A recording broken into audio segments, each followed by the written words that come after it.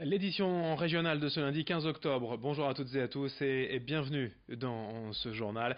On va tout de suite démarrer sans perdre de temps avec vos prévisions météo. Qui plus est, c'est une bonne nouvelle. C'est encore un beau début de semaine qui s'annonce avec toujours des températures aussi douces pour la saison. 19 degrés à Dunkerque, Calais, Boulogne, 21 Saint-Omer, 22 degrés à Lille et le tout sous le soleil. À part peut-être quelques averses et quelques nuages, surtout cette nuit par endroit. Le temps sera de nouveau sec, dégagé, ensoleillé tout au long de la journée et en ce début de semaine. Dans ce journal, d'abord cette information qui fait débat et polémique depuis plusieurs jours dans les écoles.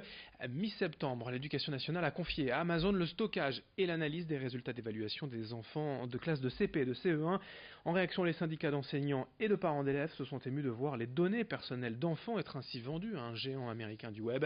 L'Éducation nationale s'est montrée rassurante en expliquant que les données étaient anonymes. Ce qu'ont tout de même du mal à croire les professeurs qui envoient les évaluations en liant à chaque fois avec le nom de l'élève. Les syndicats ne comprennent pas surtout pourquoi ces données ne sont pas stockées en interne alors que selon eux l'Éducation nationale a les capacités de le faire. À ce propos, le secrétaire départemental de l'AFCPE du Nord répond à Lucille Berthe Constant. Pourquoi le ministère qui a un service d'évaluation et de prospective, qui a à sa disposition les universités et donc qui ont des spécialistes de l'informatique et des moyens informatiques, ne gère pas toutes ces données et l'exploitation de ces données en interne. C'est une opération qui a été faite comme beaucoup de choses ces derniers temps par l'Éducation nationale, un peu en catastrophe, en dernière minute, et donc ils ont été chercher un service sur étagère qui existait dans le privé, sans aller chercher en interne quelles étaient les possibilités, dans le respect de la vie privée des élèves. Samedi matin, près de 1500 personnes, dont 850 motards, se sont rassemblés à Armentières pour saluer le courage de Wonder Augustine, cette petite fille de 4 ans décédée lundi dernier d'un cancer foudroyant. Une quête a été organisée par l'association créée par sa famille, car ses proches, malgré la douleur, ne veulent pas abandonner le combat pour la lutte contre les cancers pédiatriques. Ainsi, 5000 € ont été récoltés samedi matin pour soutenir la recherche au nom de tous les autres enfants malades. Écoutez ainsi Steve Dematos, président de l'association Wonder Augustine. Oui, l'association continue, c'est une volonté de la part des membres fondateurs de l'association et puis des parents également de continuer ce combat. À travers Augustine, nous souhaitons continuer le combat sur les cancers pédiatriques pour Augustine, mais surtout pour tous les enfants aussi. Beaucoup de parents ont malheureusement également connu cette tragédie qui touche notre famille et qui ont donc perdu leur enfant. L'association Wonder Augustine travaille vraiment main dans la main avec l'association Eva pour la vie, avec d'autres associations, mais particulièrement Eva pour la vie.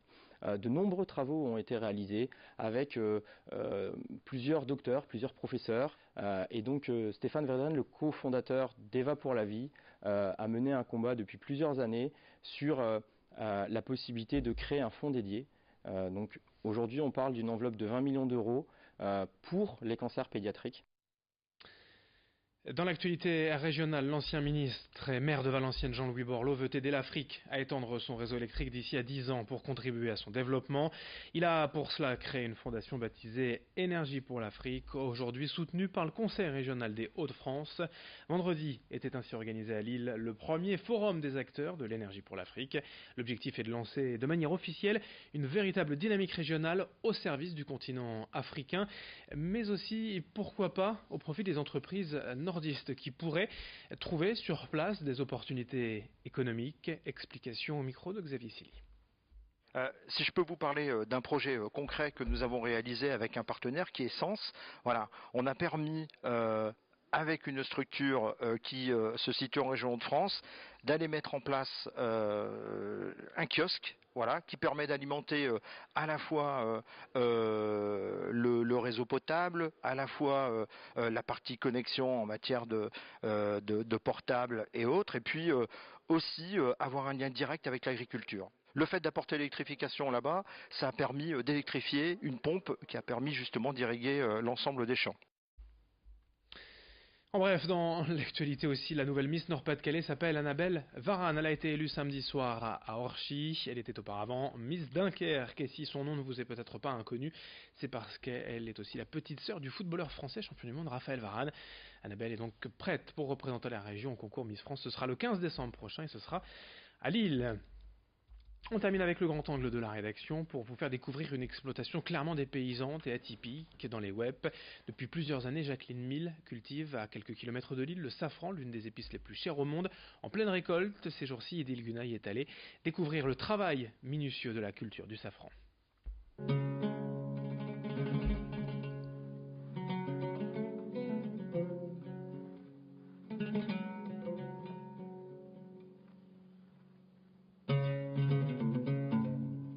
Nous ne sommes pas sur les hauts plateaux d'Iran, mais à Entière-en-Wep, dans l'une des rares safranières de notre région. En ce mois d'octobre, c'est le moment de la récolte pour Jacqueline Mille. Avant d'obtenir le précieux safran, il faut cueillir cette fleur, le Crocus sativus.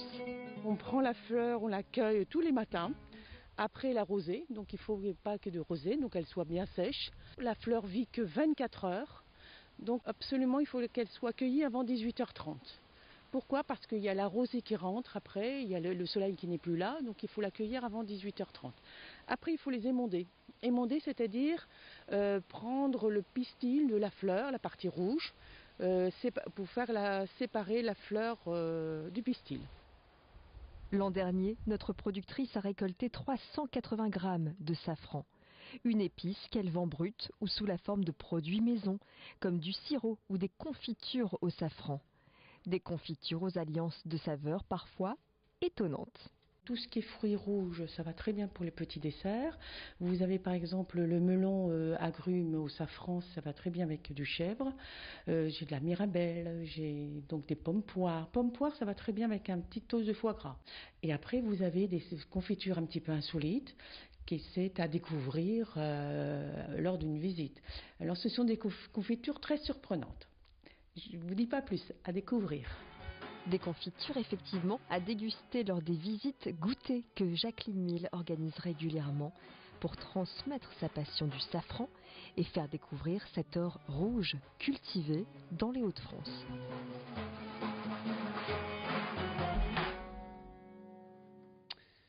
On se quitte sur ces images quelques instants puisque vous le savez, dès le prochain quart d'heure, un nouveau point sur l'actualité locale. Très belle journée à toutes et à tous.